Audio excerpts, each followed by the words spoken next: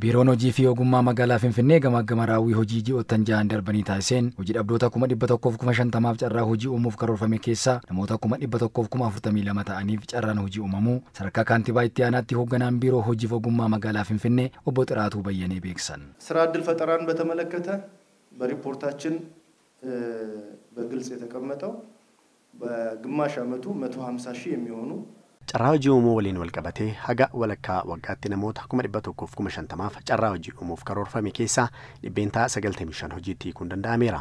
Kanaanis ji'oota jahan darbanitti namoota 142,042 fi 908 carraan hojii uumameera. Karoora keenya haalaan hojiitti hiikneera jechuun ni danda'ama. Kunis raawwii gaarii fi olaanaadha. Kanneen carraan hojii uumameef kunneen carraa hojii dhaabbii qofaan kanneen argatanidha. Misooma kooridarii hojjetamaa jiru waliin wal qabatee carraa hojii yeroo kanneen argatan yoo itti dabalame namoonni carraa hojii argatan waliigalaan ji'oottan jahan darbanitti 200,000 ni ta'u.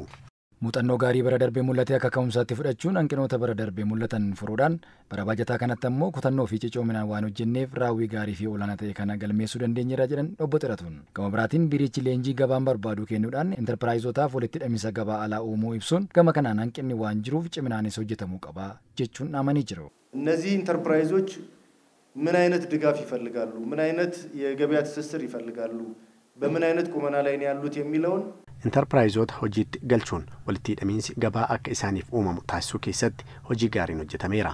Keessattuu kutaalee magaalaa muraasni walitti hidhamiinsi gabaa alaa akka uumamu taasisaniiru. Galiinis gaarii ta'es argameera.